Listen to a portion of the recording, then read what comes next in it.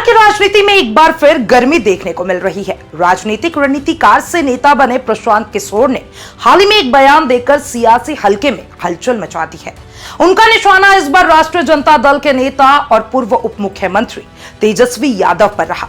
प्रशांत किशोर ने तेजस्वी यादव की शैक्षणिक योग्यता को लेकर गंभीर सवाल उठाए। उन्होंने कहा कि तेजस्वी ना तो मैट्रिक पास कर सके हैं और ना ही उनके परिवार में अब तक कोई इस स्तर की शिक्षा पूरी कर पाया है। उन्होंने इसे केवल एक नेता की योग्यता का मुद्दा नहीं बल्कि शिक्षा के प्रति उनकी सोच और नजरिए से भी जोड़ा है। इस बयान के साथ ही प्रशांत किशोर ने तेजस्वी यादव के सामने दो बड़ी चुनौतियां भी रख दी। पहली चुनौती यह थी कि अगर तेजस्वी यादव मैट्रिक पास कर ले तो वे अपनी पार्टी यानी कि जन सुराज को वापस ले लेंगे और उन्हें अपना नेता मान लेंगे। दूसरी चुनौती में उन्होंने आरजेडी के उस दावे पर सवाल खड़े किए जिसमें कहा गया था कि पार्टी ने राज्य में 5 से 6 लाख युवाओं को सरकारी नौकरी दी है। प्रशांत किशोर ने सवाल उठाया, यदि इतनी बड़ी संख्या में नौकरी दी गई है तो उन लोगों के नाम और पते अब तक सार्वजनिक क्यों नहीं किए गए। उन्होंने कहा कि बिहार में सरकारी क्षेत्र में कुल 33 लाख कर्मचारी काम कर रहे हैं, जिनमें संविदा और स्थायी नेताओं के नाम भी शामिल है। ऐसे में अगर 5 लाख नई नियुक्तियां हुई है तो उनका रिकॉर्ड सामने जरूर आना चाहिए।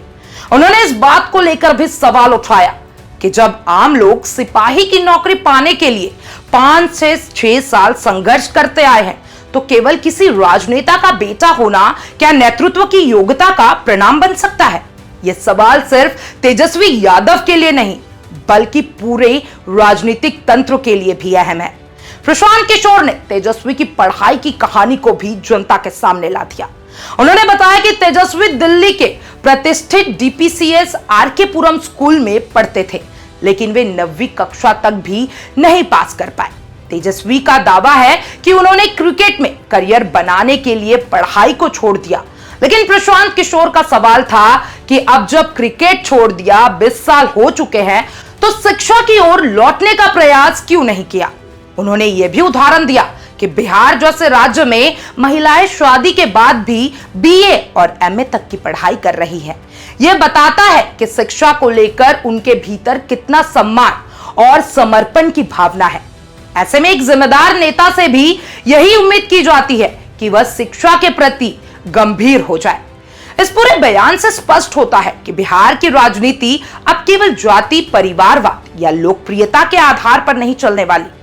अब सवाल उठाए जा रहे हैं योग्यता, पारदर्शिता और शिक्षा को लेकर, जो किसी भी लोकतांत्रिक व्यवस्था के लिए बेहद जरूरी है।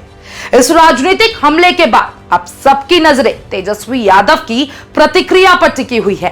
क्या वे प्रशांत किशोर की चुनौती को स्वीकार करेंगे या फिर इस पर राजनीतिक चुप्पी साधी जाएगी।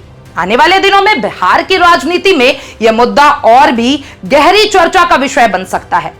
आप क्या सोचते हैं? जो जन सुराज के मुखिया है पीके जी, जो चैलेंज दिया है तेजस्वी यादव को, क्या तेजस्वी यादव को यह चैलेंज स्वीकार करना चाहिए? मुझे कमेंट बॉक्स में जरूर बताइएगा और तमाम ऐसे अपडेट्स के लिए ONOG बिहार के साथ बने रहें।